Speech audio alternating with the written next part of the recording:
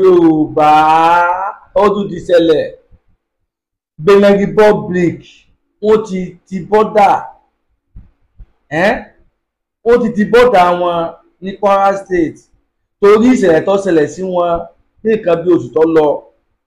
Ọmọ Yorùbá ìròyìn náà la mú wẹ́tì gbọ̀nyìn o tẹ́ ẹ bá gbàgbé mo lérò wípé gbogbo wa la rí ìṣẹ̀lẹ̀ tó ṣẹlẹ̀ nígbà táwọn Fúlàní báńdíìtì tí wọ́n lọ àtáàkì àwọn Benin sọ́jà mo lérò wọ́n dára bójú ara rí láàárín àwọn fọ́nrán yẹn àbí tábà gbàgbé nǹkan tó wà fà gan-an tí wọ́n fi wá ti bọ́dà wọn ní Kwara State tí wọ́n fẹ́ kí àwọn pípù yẹn wọ ilẹ̀ Benin wá mọ́ òun ni mo mú ẹtí gbọ́ yín. Mo fẹ́ kájọ kó fi ìdílé nǹkan kájọ fi dára wa gbọ́ ọmọ Yorùbá ọmọ kóòtù òjíire àní Nàìjíríà ti tán sẹ́ Nàìjíríà ti fàya Nàìjíríà kò ní í mọ́ láfíríkà kódà ní Europe gan kò ní í mọ́ gbogbo ìlú wà láàrin Nàìjíríà pátápátá ló ti fàya torí ìwà burúkú táwọn Fúlàní ń wù náà ni torí ìwà bàyèjẹ́ táwọn báńdíìtì ń wù náà ni wọ́n fi fa aṣọ yìí Nàìjíríà ya. Ẹ̀yin náà wo ìgbésẹ̀ tí Benin gbé lórí Nàìjíríà lórí ìwà burúkú táwọn Fúlàní wù fún àwọn ọmọ wọn àwọn ọ̀dọ́ wọn tó jẹ́ ọ̀dọ́ sójà tí wọ́n pa ní pọnapọ̀ntu. Kí ló dé?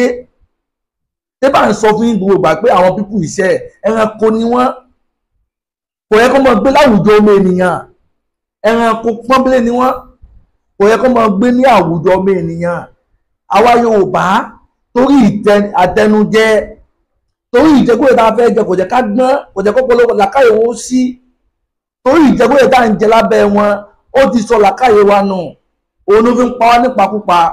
àwa kan ti ń pawó gbèsè àwọn ọ̀fẹ́ bá àwọn Fúlàní ìgbépọ̀ mọ́ ó tó gẹ́ àfẹ́ sínú wá Nàìjíríà mọ́ ó tó gẹ́ ẹ̀yin ọmọ àlè Yorùbá kan tó jẹ́ pé orí ti gbálẹ̀ jẹ́ pé ẹ padà ṣe wọn kẹ́yìn ní nígbà tí àwa Yorùbá ọmọ Yorùbá tá a pinnu pé àdàdú orílẹ̀-èdè Yorùbá wa láti ìtumọ̀ àdìdàdó náà ni àmọ́ èyí tó yẹ pé kò rí kílẹ̀ Yorùbá gbòmìnira ẹrú Fúlàní lẹ́padà ṣe kú tẹ́ẹ̀fì kú tọmọtọmọ kì í ṣe pé torí kí ló ṣẹlẹ̀ gan tẹ́tí yín di ní àbẹ̀tí yín àbójú yín fọ́ abẹ́ ẹ̀rí náà ṣẹlẹ̀ pé ẹ̀rí wà burúkú táwọn Fúlàní ń fún wa lẹ̀ Yorùbá ni ṣẹlẹ̀ pé ẹ̀rí wà burúkú táwọn Fúlàní ń fún wa ni àwa ń pariwo pé àfẹ́ Nàìjíríà mọ̀ ẹ̀yin kan wá dúró ẹ wá dúró tí wà lọ́wọ́ pé wọ́n dáa pa ẹgbẹ́ wà Nàìjíríà náà lẹ́sìn kú wà Nàìjíríà náà ti pa yín olóṣèlú pa gbogbo yín àwa tójú wa ti là láti mọ̀ pé Nàìjíríà kò ṣeé gbé mọ́ Ọlọ́run ọba Elédùmarè yóò gbé wa délẹ̀ lérí á gborílẹ̀ wa lára àtàlàáfíà kí tó máa gbọ́rọ̀ mi lọ ẹ jẹ́ kí n play information yẹn fún wa kí á jòbi tá a wa gbọ́ tí mo bá play ẹ̀ tán kí n tó wá continue ọ̀rọ̀ mi ó kí gbogbo ẹ̀ tẹ̀ ń wò mí lórí ètò yìí ẹ bá mi pín ètò kọ́ lọ dáadáa o ẹ mọ́ ìsàlẹ̀ bá mi pín ètò yìí o information ìṣẹ̀lẹ̀ tó ṣẹlẹ̀ tí Benin Republic tó fi di bọ́dà ẹ̀ mọ́ Nàìjíríà ní Kwara State òun ni mo mú wá fún yìí ṣètìgbọ́ ẹ jẹ́ ká fìdí lé nǹkan kí a jọ fi tí a wá gbọ́ ṣètìgbọ́ ẹ ṣe gan ni ẹ sì mọ́ wà láti bá mi sọ̀rọ̀ káàdì YouTube channel mi ẹ bá mi sọ̀rọ̀ káàdì YouTube channel mi mo bẹ̀yìn mọ̀ òyìn ni gbogbo ilé God bless you all. Ọ̀ya. Good morning everyone, thanks for joining me in this video. It's not a laughing matter because Nigeria is under siege, okay? And that is to tell you that we are not here to talk because we just want to talk and make videos and want people to share our videos. No, there is nobody that will come out and start talking what does not exist unless the person want to get himself into trouble. So how we get intelligence, how I get intelligence, I think it's confidential. It's none of people's business, though I related it to I talked to the man yesterday, but I restricted some things, okay, because I don't know him. I don't know who sent him. I don't know, so I have to use, wisdom. I know he will be watching this video as well. I have to use wisdom and let him to understand that it's all about getting contacts. I told you before that in every state in Nigeria, I have minimum of 10 people's contact that I can put call across. Oh, I learned that something so happened. Can you go and confirm about it?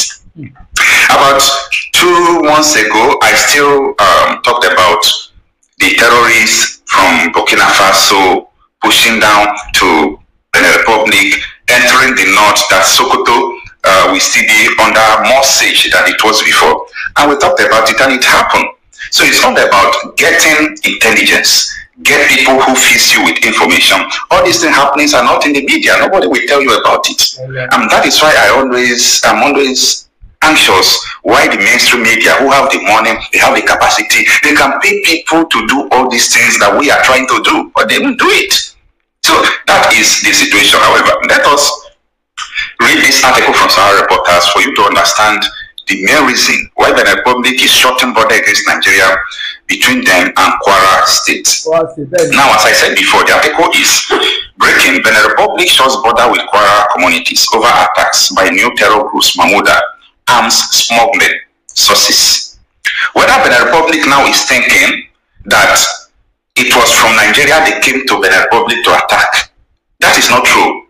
The truth is that these terrorists, most of them, many times Burkina Faso carry out ambush against them. Most of them will run past 2 countries before they will get to Nigeria, and most of them follow Niger states. Most of them will follow Niger. They will go to Kanji site. There are many terrorists in Kanji site as I speak to you. When I mean many, thousands getting to millions of them. The security agencies are aware of it. Most of them enter from the north. Majority of them because they have plan, okay?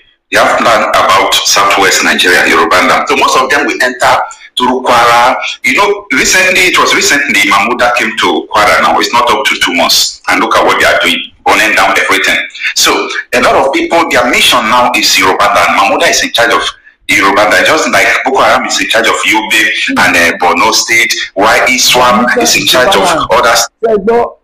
These are people who say, "Rebel what answer that you want." Ilẹ̀ Yorùbá gangan ni wọ́n after òun wọ́n target. Ọmọ kóòtù òjíire tẹ́ mo ní òbẹ gbọ́wọ̀ tí máa sọ yìí. Tẹ́ gbọ́wọ̀ tó sọ. Àníṣe ilẹ̀ Yorùbá làwọn people target. Ẹ jẹ́ ká dìde ká fìmọ̀ ṣọ̀kan ká gbára wálẹ̀ nínú Nàìjíríà. Ẹ jẹ́ ká dìde. Àwọn people ní pa wá jù ilẹ̀ Yorùbá. Ó ti ń dá wà láàmójú ilẹ̀ káwọn òjìrè. Kí ló dé? Débi tí ó ń jí wá gbé bó ní jí wá gbé bó ń pa wá yẹn sódùn mọ́ wa nínú ni. A ní jẹ́ ká fìmọ̀ ṣọ̀kan ká jà fómìnira tiwa gangan. Òun nìkan lọ́nà àbáyọ o fún gbogbo ọmọ kóòtù òjìrè o. Ọmọ Yorùbá, ọmọ kóòtù òjìrè. Ìjà yìí kì í ṣe ìjà ẹnìkan ṣoṣo. Ìjà gbogbo wa ni. Jẹ́ ká fìmọ̀ ṣọ̀kan. Ẹ jẹ́ ká fìmọ̀ ṣọ̀kan. Nǹkan tó fà tí àwọn Benin fi di bọ́dà wọn pẹ̀lú Kwara tí wọ́n fi dí pa òun ni mo mú wétí gbọ́ yìí o. Mo lérò pé ẹ̀ ń bá wa ká lọ àbí ẹ jẹ́ ká lè mọ gbọ́ lọ. Then they sent all those people they imported. Okay, I mean, confirmed that they imported them from the terrorists. They sent them to the south to occupy the bushes first before they can get to the major cities in the south. I pity people who don't still understand what is going on in Nigeria. We are aware of all these things, and that is why we are doing what we are doing. Now, the article reads that the government of Republic of Benin has shut its border with some communities in Nigeria's Kwara State over alleged armed smuggling and the emergence of a new terror group known as Mahmuda. Sahara Reporters gathered that on Tuesday, May 7, 2020. New terrorist group wọ́n pè ní Mahmuda. Àwọn ní ètò ìdí wọ́n fi di bọ́dà wọn nìyẹn o. Tí Benin fi di bọ́dà wọn ní Kwara side nìyẹn o. Ṣé mo lérò pé ẹ̀ ń gbọ́? Mo lérò pé ẹ̀ ń gbọ́. Àní oko Nàìjíríà ti bàjẹ́. Oko orílẹ̀-èdè Nàìjíríà ti bàjẹ́. Ẹ jẹ́ káwọn ọmọ Yorùbá ká dìde ká kónú Nàìjíríà. Ẹ jẹ́ ká fìmọ̀ ṣọ̀kan ká kónú Nàìjíríà. Oko Nàìjíríà ti bàjẹ́ káàkiri àgbáláyé kò ní í mọ̀. Everywhere ní oko Nàìjíríà ti bàjẹ́. Tó wá dáa ká dúdú olùdúyó kọ́ ti bàjẹ́ ká dúdú ń bẹ̀. Tó dáa káwọn ọmọ ká pa lọ́mọlúàbí. Táwọn ọmọlúàbí sódà ká dúdú lùdúdú gbogbo ti bàjẹ́ sódà ká dúdú ń bẹ̀. Ẹ jẹ́ ká fọwọ́sowọ́pọ̀ náà ká jà fún self-determination. Ẹ jẹ́ ká fọwọ́sowọ́pọ̀ ká jà fún Yorùbá nation. Bàbá wa fún ọdún bájá Akíntóyè ń pariwo. Ìgbòho Òòṣà ń pariwo. Àtàwọn bẹ́ẹ̀ bẹ́ẹ̀ lọ wọ́n ń pariwo. Ẹ jẹ́ kájọ páwù tí wọ́n. Kájọ fọwọ́sowọ́pọ̀ pẹ̀lú wọn. Kájọ jàjà lájàyè ọmọ Yorùbá. ọmọ kóòtù òjíire ẹ jẹ́ ká gbọ́ ọ̀rọ̀ náà tán. The president of Benin Republic ordered a total closure of the border route between Taberu, a village in Baroten, local government area of Kwara State, and Tano, a neighboring village in Benin Republic. He shot the border on 7th, and the video, I made it on 4th because we got the information on 2nd. A local security personnel confirmed the development, stating the president of the Benin Republic yesterday on the 7th May 2025 closed the borders between certain villages, Taberu in Nigeria's Baroten local government area in Kwara State and Tano in Benin Republic, restricting the movement of goods and services. A viral video recorded by an unidentified source alleged that the closure followed intelligence on frequent illegal importation of arms and ammunition from Benin into Nigeria, especially via the air route from Parakou, the capital of Borgo department in Benin Republic. Most of the times, some people normally bring in arms and ammunition from Parakou. Parakou is the capital of Borgo state in Benin Republic. That is our state in Benin. We have a whole state. It is a business era, the narrator said in the video. So that is to say that the arms is being imported from Benin Republic and the terrorists are coming from the Benin Republic, just as I reported in there. And the source added that why helicopters deliver the weapons into Nigeria territory. The exact destination of the shipment remains unknown. Mark the statement. The source added that why the helicopters deliver the weapons into Nigeria territory. The exact destination of the shipment remains unknown. So, do you now understand who owns the helicopter? Who operates the helicopter? It's not today now, right from time we used to see helicopter putting in arms. When I reported about helicopters raiding Borno State, people said, no, I don't think it's helicopter. Can a helicopter be raiding? Are they government? Oh, you forget that this one is a government. And all this Boko Haram Mahmuda is an affiliate under them. It's a pity. The article continues, say they always bring in bullets, arms, and ammunition via helicopter from Parakou, but we don't used to know where these arms go after shipping it into Nigeria. Nigeria is gone. The narrator further stated that some individuals had taken steps to block the border route between Taberu and Tano, a key part linking Nigeria and Benin Republic. This is what he said. We added that the border between Taberu and Benin Republic, the nearest town that you can use to go there in Tano. Tano is like a village in Benin Republic. Some people came to block the route. And that is the only road you can use to enter Tano in Benin Republic from Nigeria. And whoever is coming from Benin Republic can also pass through. But he did not say the reason why the path was blocked in the video. The closure is believed to be linked to growing fear about the activities of a new militant group known as Mahmuda, which is suspected to be behind a recent rise in cross-border attack and illegal arms trade in the region. Reacting to the development, the Nigeria Customs Service Public Relations Officer Abdullahi Maiwada told Sahara reporters, I will make my findings and get across. I don't think it is an issue I will jump into conclusion without adequate findings. Thank you and best regard. And this is the end of the article. What do you think about this? That the terrorists are using helicopter to supply weapons to Nigeria and people don't know where the arms are going to. What is going to happen in Nigeria in few months to come before next year is going to be terrible. It's going to be terrible. The terrorists are regrouping. They are regrouping in everywhere, in every state. Most of the people you see traveling from one state going to far place telling you they are hunters, they are not hunters. I have a very good information who told me the mission of those people you call hunters. That particular information I have not bring it to the public. We are in a dangerous time in Nigeria. Dangerous. And this is the time everybody must not keep quiet. Everybody must not keep quiet. Give information to those you know that can handle information, that can pass information to people. Nigeria is terribly under siege. Under siege. Terribly. And the people sponsoring this insecurity, they are going to do one thing. They are going to let you know that Tinubu will not win 2027 election, and they will use terrorism to overturn Nigeria. But politics is not their mission. Their mission is Islamization. Islamic State of West African province. It's not only Nigeria, Benin Republic, Burkina Faso, Mali, all this region to Chad. They want it. They want it. Do your findings. Do your findings. Anyway, if you really want to join our information source team, please let me know. Chat me on my WhatsApp. I really need more and more people because a lot is happening in Nigeria. We need to get information down. Everybody cannot be doing the same thing. At least, if you have information, give to your vigilante group, who are the only source of security we know in Nigeria right now. Because the military, the police, the DSS, people, most of the people are not doing collusion has failed. The rest are doing collusion with the armed bandits. Where is this going to lead us? And as I used to say, Nigeria can never be sustainable. I'm Coach Happy myself, talking reality out of issues. If you have not subscribed to this channel, ọmọ Yorùbá, mo lérò pé ẹ gbọ́ ìfọ́mẹ̀tò tó mú wá fún wa lórí ìdí tí Benin Republic tó fi di bọ́dà ní Kwara State.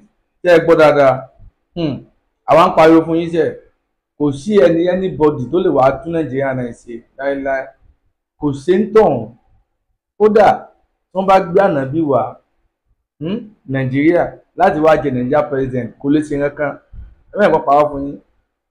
Tí wọ́n bá gbé Jesus Christ wá sẹ́ pé kó wá ṣe Nàìjíríà president kò lè rí kankan ṣe. Ẹ mẹ́rin káwọn èèyàn parọ́ fún yín ọmọ Yorùbá ọmọ kóòtù òjìrì. Ẹ mẹ́rin káwọn kan parọ́ fún yín o. Ẹ má jẹ́ kí wọ́n tán pẹ́pẹ́kọ̀ fún yín. Nǹkan táwa rí làwa ń sọ jáde fún yín. Ẹ jẹ́ ká dìde ká jà fún òmìnira tiwa gangan. Òun ni gbogbo ìṣòro tá a dojúkọ yìí ní yóò lòun gbàgbé o, ní yóò dópin o, ní yóò dópin o. Ọmọ Yorùbá, ẹ jẹ́ kí n play mega rally jọ́ǹkù yẹn fún wa ká fi kásẹ̀tò náà lẹ̀. Ẹ má bá wa ká lọ.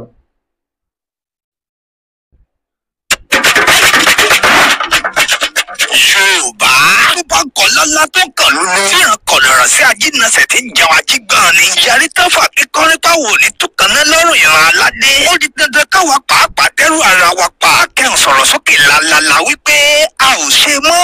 Ilé ìwọ́de làmìlaka mẹ́kàrálì tó bọ́ dẹ̀dẹ̀ lórígun mẹ́rin ilẹ̀ Yorùbá. Ìwọ́de làmìlaka àkọ́kọ́ irú rẹ̀ nílẹ̀ Yorùbá.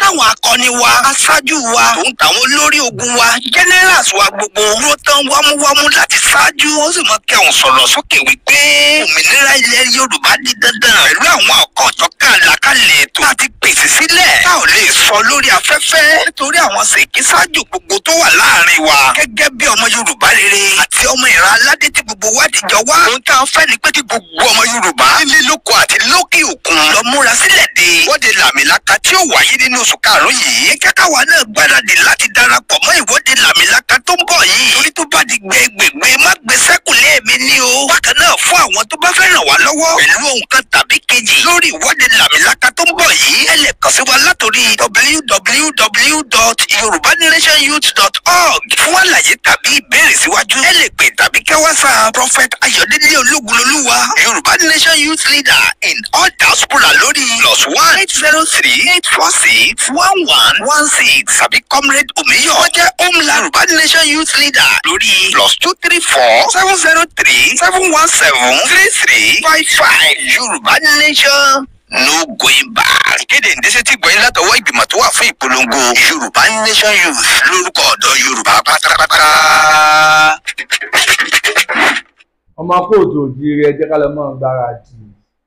Yorùbá Nation mega rally ń bọ̀ lọ́nà inú oṣù náà ni ẹ lọ mọ́ gbáradì. Àwa ń sọ fún yín, ẹ jẹ́ ká lọ mọ́ gbáradì fún mega rally Yorùbá Nation tó ń bọ̀ lọ́nà inú oṣù náà ni o. Inú oṣù náà ni ẹ jẹ́ ká fi yé ìjọba Nàìjíríà wípé ó tó gẹ́ alùbàtà kàkiri dárin. Ilé ti yá, ilé wa ti tó lọ. a fẹ́ dónú wá Nàìjíríà mọ́, wá Nàìjíríà ti sú wa. Òòṣà tó o bá lè gbé wá ṣe bí bó ṣe bá wa òun lọ́wọ́ Nàìjíríà kó fi wá lọ́rùn lẹ̀.